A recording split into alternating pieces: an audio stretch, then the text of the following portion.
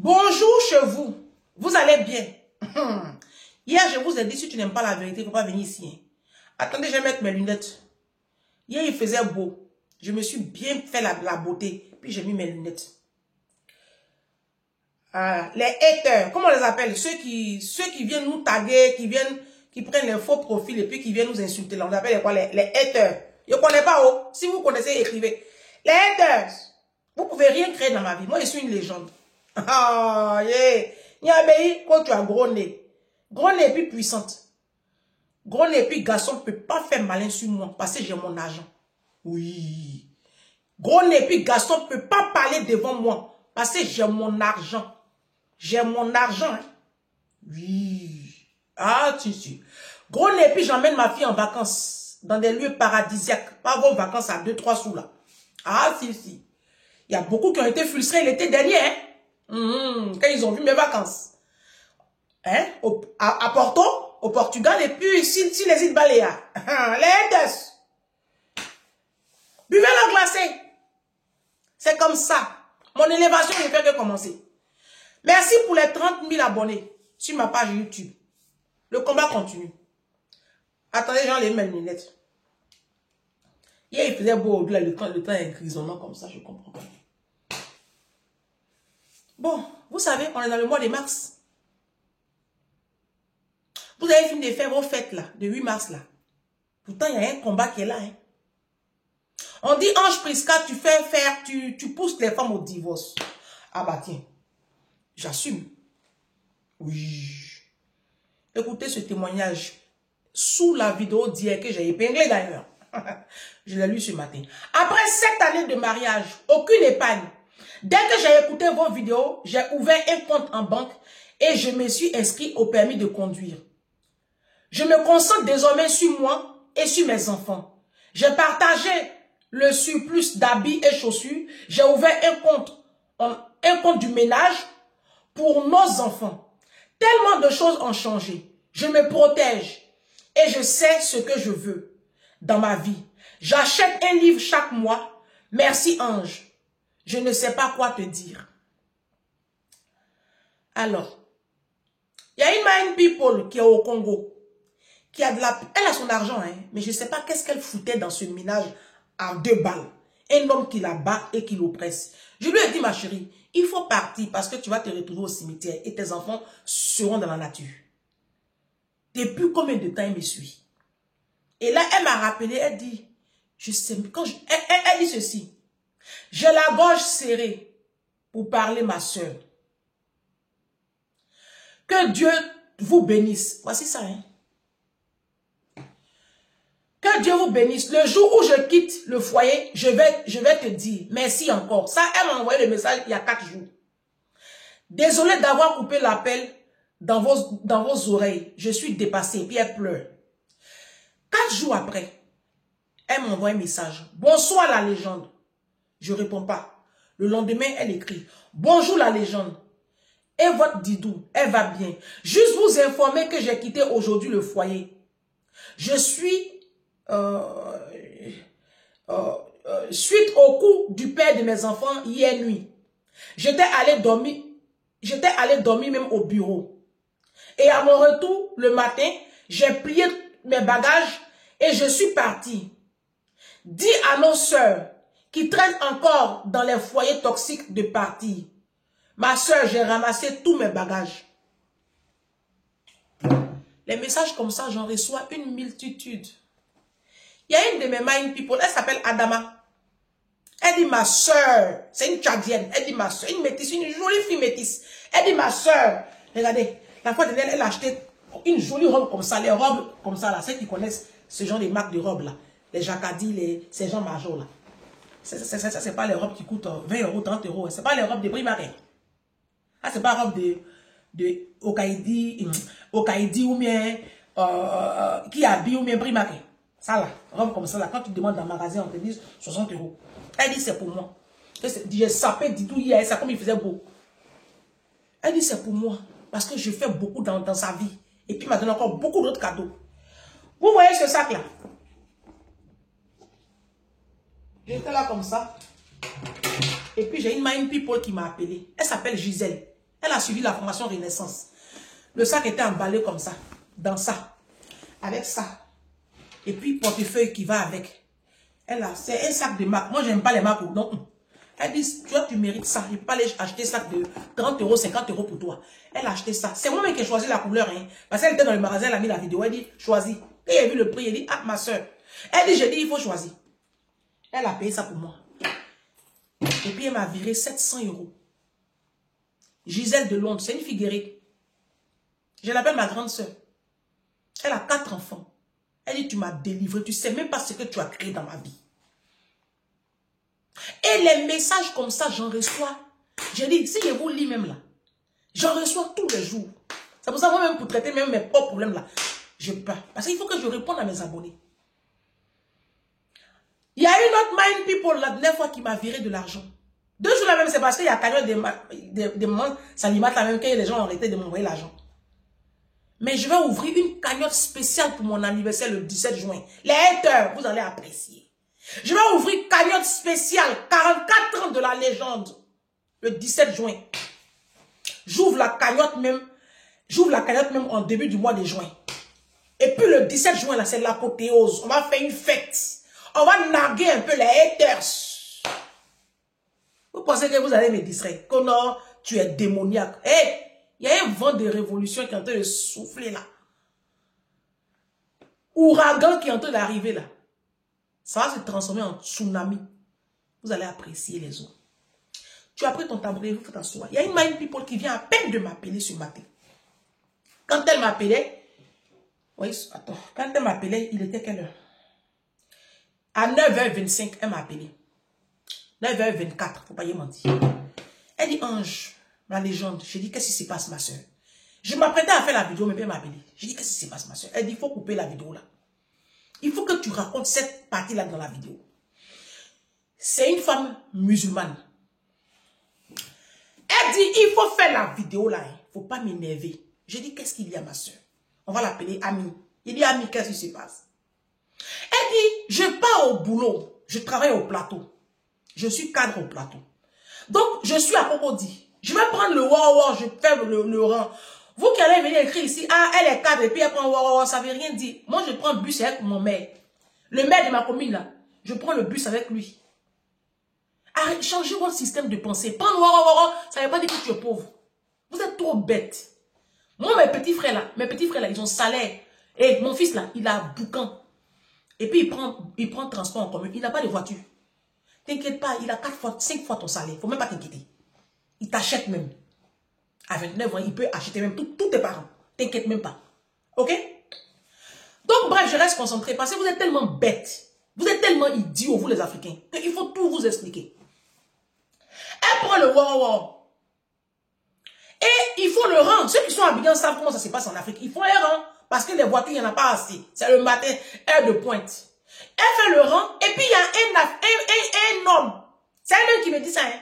Elle dit en plus, c'est mon frère Doula parce qu'il a un point ici. C'est comme ça on les reconnaît, les Doula là. À force de la prière, à force de mettre les têtes au sol. Donc, elle était dans le rang. Et puis, il dépasse toute la file. Il y avait 3 femmes. Elle était la première. Il y avait 2 femmes derrière elle. Et après, il y avait un homme, et puis ainsi de suite. Il y avait une file de rang. Il dépasse la file de rang, et puis il monte dans le haut qui a garé là, il s'assoit devant. Écoutez bien l'histoire. Hein. Parce que vous allez comprendre la suite de la vidéo. Ça, c'est la partie combien? 1. Ça, c'est vidéo numéro 1. La vidéo sera en 2 temps. Parce qu'il y a beaucoup à dire dans ce sujet. Donc, restez concentrés et partagez massivement cette vidéo. Ça va délivrer beaucoup de vies. Ça va délivrer beaucoup de femmes. Ça va délivrer des vies. En 2025, il faut qu'on délivre des vies.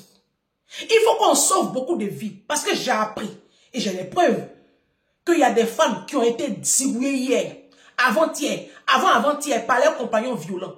J'y arrive avec les vidéos. Mais là, je suis en train de baliser le terrain. Comprenez mon message. Donc, il se lève là, et puis il s'assoit devant. Et ma Mind People, Ami qui dit, mais attendez monsieur, vous n'avez pas vu qu'on a fait un rang? Et puis il fait comme s'il n'a pas entendu. Et maintenant, la Ami maintenant qui dit au chauffeur, elle parle au chauffeur, elle dit, mais monsieur, il faut intervenir, il nous dépasse, et puis dans le véhicule. Et en plus, il s'assoit même devant. Alors que moi, parce que quand le véhicule a garé net, lui, il a plongé dans le véhicule, alors qu'il y avait un rang. Et maintenant, le chauffeur qui dit au monsieur, ah, monsieur, descendez s'il vous plaît. Vous savez ce qu'il va répondre au monsieur? Écoutez bien la réponse. Écoutez très bien la réponse. Il dit, toi, c'est femme qui va parler, et puis toi, tu vas trembler.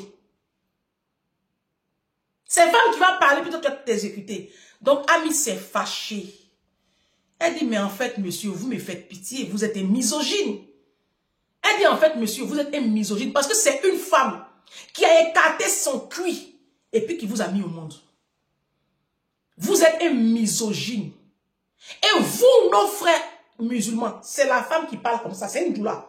Elle dit, vous les musulmans, c'est comme ça vous êtes. Toujours en train de traiter la femme avec condescendance et en train de rabaisser toujours la femme. Et même, on le voit, même à la mosquée. Même à la mosquée, on le voit. Comment vous traitez les femmes. Même dans l'islam. Les hommes sont la meilleure part, ils sont devant, la femme est derrière. Même, tu vois, c'est la femme qui m'explique, c'est Ami qui me parle comme ça. Elle dit, Ange, même dans nos familles musulmanes, on va finir de faire manger, on va se brûler. Les meilleurs morceaux sont toujours réservés aux hommes. Et nous, les femmes, c'est les restes. Même dans l'éducation qu'on a reçue, on nous a toujours laissé penser que nous ne tirons rien devant nos grands frères, devant nos petits frères qui sont eux des hommes. Elle a commencé à gueuler sur le monsieur. Elle dit, vous allez descendre de la voiture. Elle a bloqué la voiture. Elle dit, la voiture ne bouge pas. Elle dit, je fais la vidéo. Explique à mes sœurs musulmanes, surtout, que les hommes là, musulmans, sont des misogynes à 99%.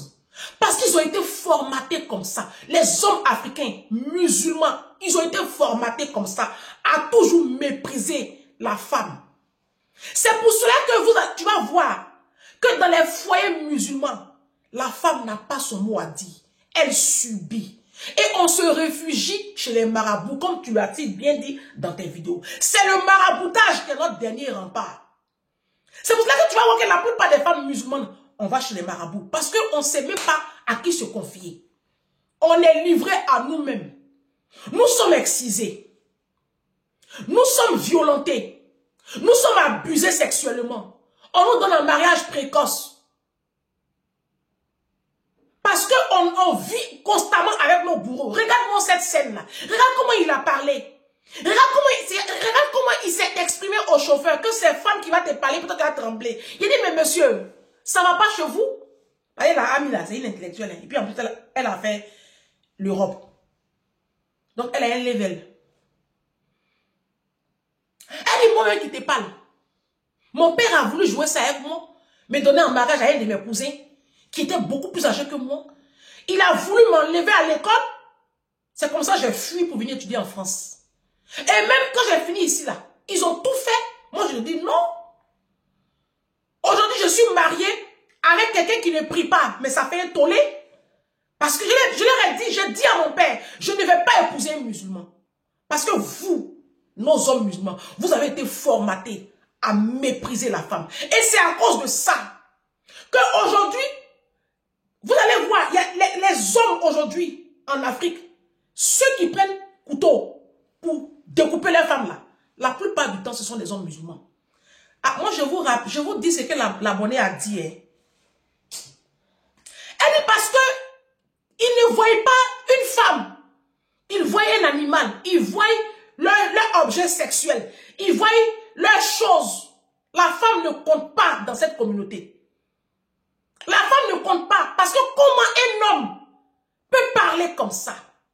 Nous, on est là, on attend depuis 20 minutes un véhicule. Lui, il vient, il monte dans le véhicule. On lui demande de descendre, le chauffeur lui demande de descendre, et puis il dit au chauffeur que toi, c'est femme qui a parlé, puis toi, tu vas t'exécuter. Femme, c'est pas l'homme. Femme, c'est pas l'homme. Elle dit, monsieur, vous n'avez pas une mère? Vous n'avez pas des sœurs? Regardez-moi des animaux comme ça.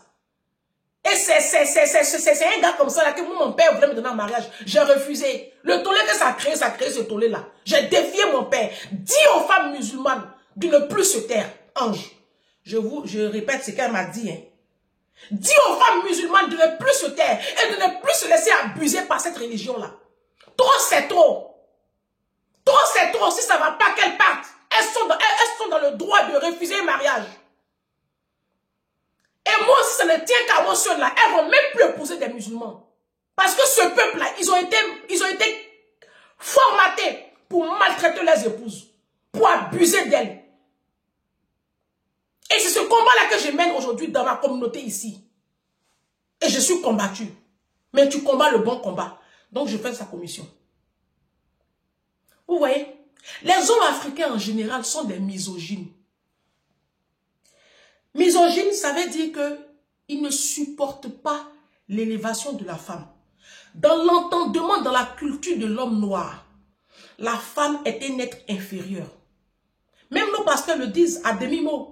Quand ils parlent de soumission, c'est ça. Parce que la soumission telle qu'elle est prônée dans la Bible, ce n'est pas le même enseignement que les pasteurs donnent dans les cultes. C'est pas le même, ça n'a pas la même connotation. Hein. Attention. Parce que dans les églises, il faut accepter tout. Il faut tout accepter. Les hommes africains sont des misogynes. Ils ne supportent pas quand une femme est épanouie. C'est pour cela que la plupart des femmes dans leur foyer, au bout de 15 années de mariage, au bout de 20 années de mariage, elles sont toutes des loques humaines. Et vous savez de quoi je parle. Et vous savez très bien de quoi je parle. Hier, j'étais là comme ça. Et puis, bon, je ne peux pas montrer la vidéo parce que j'ai peur que YouTube me confisque. Voici un gars, il tient un couteau en main. Comme ça, il tient un couteau en main, celui-là. Voilà, je ne montrerai pas la vidéo parce que... Et à côté, il y a un corps. Il y a un corps. Il vient de découper sa compagne. La vidéo est sur Facebook. Elle est sur Facebook. Et il a découpé sa compagne. Elle est là comme ça. Et puis, il brandit le couteau comme ça. Mais je ne sais pas dans quel pays ça se passe. Mais c'est en Afrique noire. Je ne sais pas si c'est en Côte d'Ivoire ou c'est dans notre pays. Je ne sais pas. L'histoire s'est passée hier. Parce que, en fait, les hommes africains, ils ont le droit de vie ou de mort sur leur compagne, sur leurs épouses, sur la femme qui partage leur vie. C'est ce que la société leur a inculqué. Dans ce système de dot. C'est pour cela que j'ai fait la vidéo sur la dot. Pour vous envoyer un message.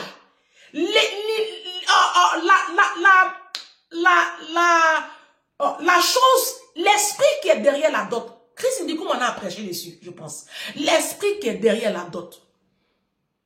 La dot là, c'est comme si on t'a acheté en fait. Tu deviens sa propriété privée. Tu deviens son objet sexuel. Tu deviens sa chose. Donc il peut faire de toi ce qu'il veut. Et il peut t'ôter la vie quand bon lui semble. Les hommes africains ont été éduqués comme ça. Je vais vous montrer une vidéo. Écoutez bien la vidéo. Parce que c'est pas normal qu'une femme trompe son mari. L'homme peut tromper. L'homme, quand ça va pas, il va sortir, il va aller chercher un peu ailleurs. Et puis il va venir. Si tu aimes ton homme, prie pour qu'il reste pour toi. C'est le garçon qui doit tromper femme. Mais si toi, femme, tu trompes garçon là, c'est que c'est dangereux. Il peut dire, mais si les garçons, il n'est pas femme, il est garçon. Oui, il peut tromper, mais toi, femme, tu trompes ton mari là. C'est que c'est devenu autre affaire. Voici ce que la société a réussi à nous faire accepter. Dans la communauté africaine, dans l'éducation de la petite fille, dans nos foyers toxiques, bordel, dans lesquels nous toutes, nous avons grandi, la société a formaté le système de pensée des Africaines. Et on a toujours dit que l'homme, lui, il a le droit de tromper sa femme. L'homme a le droit les week-ends de sortir et de rentrer même 2 jours après. L'homme a le droit de faire ça, ça, ça, ça. La femme, elle n'a pas son mot à dire. Elle est mariée, c'est elle, on connaît, elle a le brassard. C'est pas ce que vos côtes la disent. Vous avez le brassard. Voilà. On sait, toi, on connaît, c'est suffisant. Donc, de génération en génération, la petite fille, c'est ce qu'on lui apprend. Le rôle de la femme, c'est faire à manger, porter les grossesses, assurer à son conjoint une descendance, donc faire les enfants à un point fini, faire à manger, faire le ménage, faire les lessives, entretenir la belle famille. Voilà, elle n'a pas son mot à dire. Voici l'éducation qu'on a toujours donnée à la petite fille africaine. Donc, vous entendez des mamans, des analphabètes, notoires et pathétiques, qui disent que l'homme, il a le droit de tromper. Bon, qu'est-ce que vous voulez qu'on dise? Parce que même vos coachs que vous suivez, qui sont très connus, elles vous le répètent sans cesse.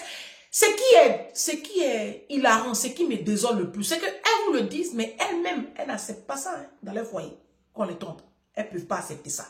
Mais pourtant, quand vous leur expliquez, elles disent non, oh, bah, de toute façon, tous les hommes sont pareils. Si tu pars là, qui va te marier, 3 ou 4 enfants, qui faut rester, et vous restez, et vous périssez. Même quand vos maris vous frappent, vous restez. Même quand vos maris vous frappent, vous restez. Vous subissez. Vous acceptez tout. Mais tout et tout. Au nom de quoi? Au nom du mariage. Ah, c'est quelle partie? Partie 1, non. Dans la partie 2, je vous montrerai une vidéo de cette prétendue influenceuse qui se la pétait sur les réseaux sociaux, soi-disant qu'elle a un mariage fabuleux. Et pourtant, aujourd'hui, elle n'est plus de ce monde. Donc, voici ce que la société a réussi à créer. Voici ce que la société africaine a réussi à créer. Aujourd'hui, les femmes, elles sont d'accord qu'on les piétine, qu'on les trompe. Monsieur sort, il rentre à 4 heures. Elles sont d'accord. Je vous ai lu le témoignage, le premier témoignage de cette jeune dame-là, qui dit que elle, comme une année de mariage, 7 années de mariage, Ange, 7 années de mariage, aucune économie. Mais c'est grave. 7 années de mariage, aucune économie. Pourtant, elle travaille, elle à la diaspora, elle travaille. Et nos mamans de la diaspora, nos sœurs de la diaspora qui travaillent, qui sont dans le domaine médical, paramédical, personnes âgées, qui font la garde d'enfants, qui font le ménage, qui font beaucoup, elles travaillent, elles gagnent de l'argent. Mais parce qu'elles ont pris noir pour mettre dans leur vie, elles n'ont aucune économie. Et vous partez sous les coups de vos conjoints. En plus, c'est ça même qui est la totale. Parce que dans l'entendement de la femme africaine, l'homme a droit à tout. Je vous ai toujours dit, mes soeurs, votre slogan, le mariage ou la mort, nous vaincrons là, ça va vous emporter toutes.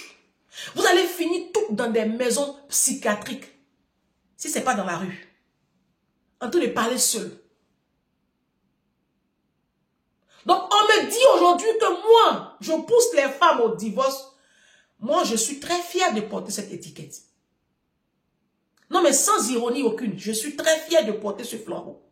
Oui, je pousse les femmes au divorce. Et je suis fière de les pousser au divorce.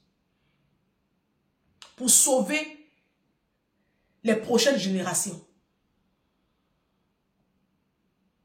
Parce que combien de femmes africaines sont heureuses dans leur mariage? Venez me dire, combien?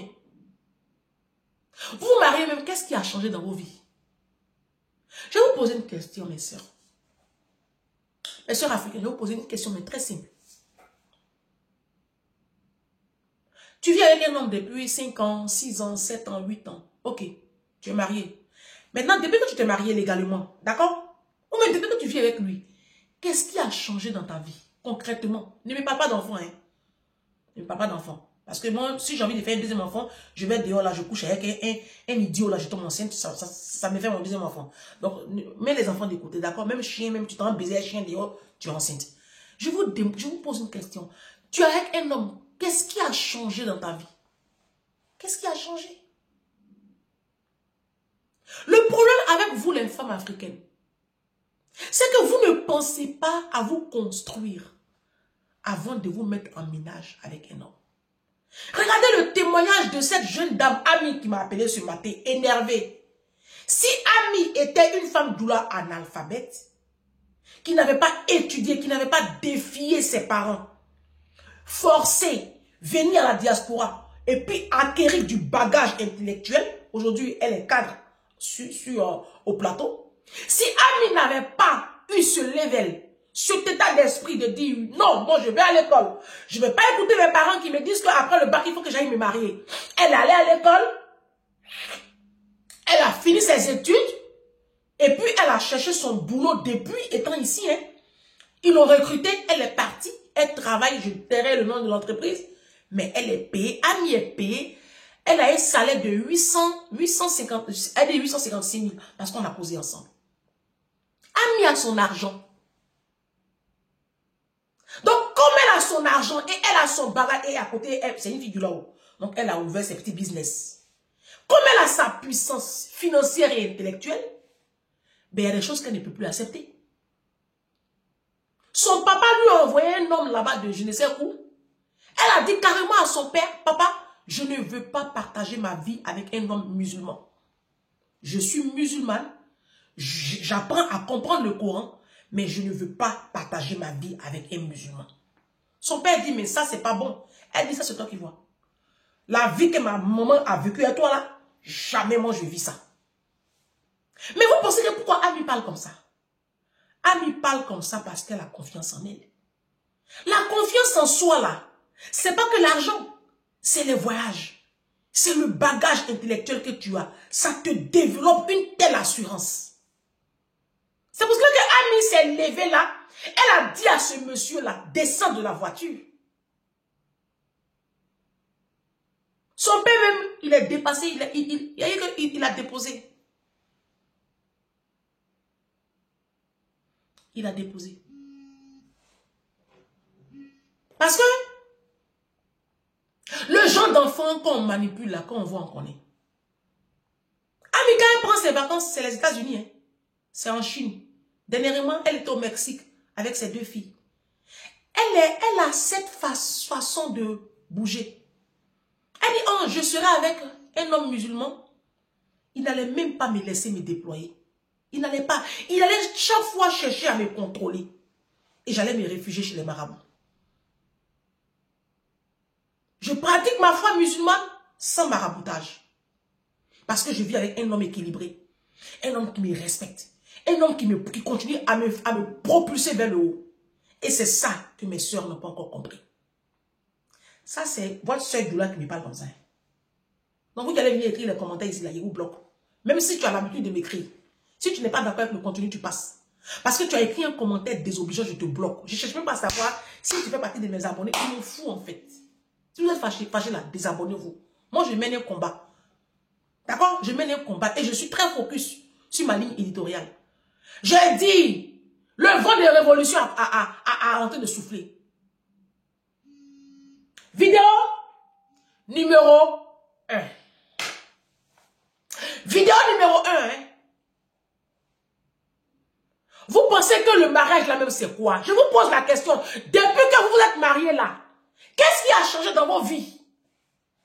Rien. Vous vous obstinez à rester forcément mariés. Vous courez derrière le mariage comme ça. Pourquoi finalement? Pour finir découpé. Et vos corps là, on sort vos corps comme ça des maisons enveloppées de linge blanc. Mes soeurs, qu'est-ce qui n'a pas marché? Tu t'es marié, oui, maintenant c'est quoi la suite? Dites-moi, c'est quoi la suite? Vous êtes mariés, non? Moi, je veux savoir c'est quoi la suite. Parce que depuis que tu vis avec un homme, vous êtes dans le logement HLM, vous êtes dans les logements pourris de l'Afrique là. Pourtant, tu es marié. Mariage même, tu t'es marié là même. Tout le monde a cotisé pour ton mariage. Tellement ton mari est pauvre. Qui ne peut pas financer votre mariage. Bon, ok. C'est quoi la suite? Tu es marié, tes enfants sont dans l'école publique. Je veux comprendre en fait. Moi, je n'arrive pas à comprendre. Hein. Moi, je veux comprendre. Moi, je ne peux même pas accepter de prendre un homme dans ma vie s'il ne m'ajoute pas une plus-value. Je ne peux pas accepter en fait. Mais moi, je ne sais pas comment vous voyez la vie à deux. Et ce sont ces hommes-là qui vont venir vous parler de moitié-moitié. Tellement vous êtes idiote, dépendante affective, coincée.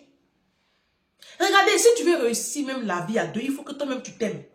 Il faut apprendre à t'aimer. Il faut apprendre à t'aimer. Si toi-même tu ne t'aimes pas, si tu ne t'aimes pas, hein, c'est pas un homme qui va t'aimer. Et je le dis ici, les hommes africains sont des misogynes. Les hommes africains sont des misogynes. Ils feront toujours tout pour vous éteindre. Ton élévation là, ça le dérange. Le fait que tu gagnes plus que lui là, ça le dérange. Mariez-vous sous le régime de la séparation du bien. Et ouvrez un compte du ménage. Pour celles qui sont tellement obstinées par le mariage. Et le choix du conjoint, c'est tellement important. Ça définit tout le reste. Si tu te trompes sur le choix du conjoint, que tu vas prendre un misogyne dans ta vie, un homme sans éducation, ni foi ni loi, un violent, un pervers narcissique, un homme qui ose lever même le ton sur toi, tu vas détruire ta vie. Et puis tu vas condamner tes enfants à la précarité et à un mental bousillé. Le psychologique et le mental de tes enfants sera bousillé. Quand est-ce que vous allez comprendre ça, messieurs? Quand est-ce que vous allez comprendre que le mariage, ce n'est pas une fin en soi, le mariage ou la mort, nous vaincrons. Ce n'est pas une fin en soi. Tu es marié, qu'est-ce qui a changé dans ta vie? Tu es marié, tu n'as même pas un compte épargne où il y a 15 000 euros. Tu n'as pas, ma chérie. Pourtant, ça fait 15 ans que tu vis avec un homme et tu travailles et tu n'as pas une épargne où il y a même 10 000 euros. Mais c'est que tu... En fait, je n'arrive pas à comprendre, en fait. Je essaie de comprendre, je n'arrive pas à comprendre comment c'est possible d'être marié, tu travailles et tu n'as pas une épargne, tu n'as pas un compte où il y a 5 000 euros. Et ça ne vous alerte pas. C'est pour ça que je vous pose la question. Vous êtes marié, vous avez bague au doigt, ou vous êtes doté. Ok, maintenant c'est quoi la suite? Vidéo combien? À demain. La vidéo de demain là. Il ne faut pas venir, c'est pas mieux. Parce que ça je n'ai rien dit. Hein. Ça c'est rien. C'est pour demain là qui va exploser. Ça c'est rien. Vidéo numéro 1. Demain je vais bloquer beaucoup sur cette page là. Beaucoup seront bloqués. Aïe aïe aïe.